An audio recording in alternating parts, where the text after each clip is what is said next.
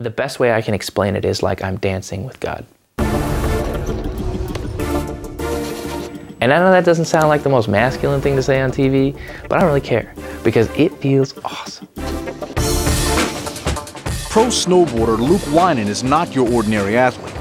He's been competing since '99 against the top snowboarders in the world. And like most pro riders, he'd lived life on the edge. I just thought, I'm going to try to do everything I can possibly do. I want to be the best snowboarder I can be. I want to date as many girls as I can. I want to have the nicest car. I want all that. That's what happiness is. That's what I was told. That's what I think it is, and I'm going to pursue that. Luke had no idea of the consequences of that decision. Well, when you're on the road traveling, you're anonymous in a way. There's no accountability. You can do anything you want. I would go after a girl. I'd see a girl, and I would be like, "Wow, she's hot. I'm gonna take her home." And I'd take her home, and the next morning I'd be like, "Why?" It didn't. So then I'd be like, "Fine, I'll take two home. I'll take, you know what I mean? I'll go more extreme. I'll get to brag about it more." And like the joy or the fun, I should say. I guess the fun of it, because sin is fun. But I was starting to feel the cost of it, and that was what I was about. Unfortunately, my nickname for a couple of years was Wynan and Dinin. Luke continued to wine and dine, but realized he was left empty and alone.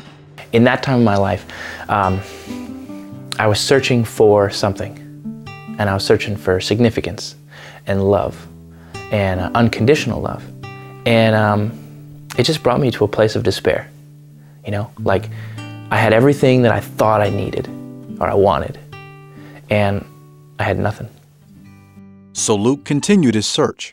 He packed up everything and moved to Mammoth Lakes, California. And on the day of arrival, he met a friend that would help him find what he'd been looking for. I only knew one person in town, and his name was Chris Nelson. And I called him up and said, "Hey man, I'm in town.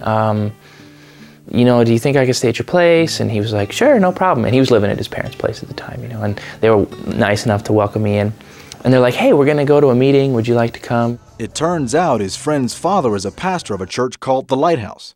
And even though Luke really didn't want to be there, something happened to him that night. From the moment he started speaking to the moment he stopped, it felt like I was the only person in the room, and he was only talking to me. Man, it was like adrenaline was running through my body, like it was I was going the biggest or having the best snowboard run of my life. The next night, he couldn't wait to go back to church. I heard an audible voice in my head that I'm the Lord, and you need to make a decision right now to live for me or not to. And I was just like, like streaming tears, and I made the decision, and I invited Christ into my life. And every day since then, I have to say that I've fallen in love with the Lord more and more and more and more.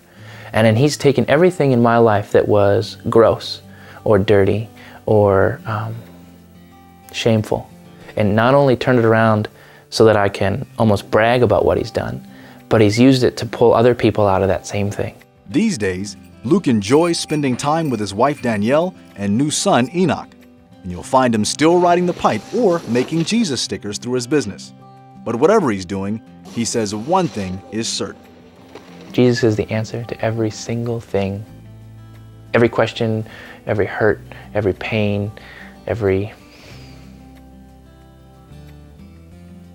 lie that you've ever believed. Jesus is the answer to that.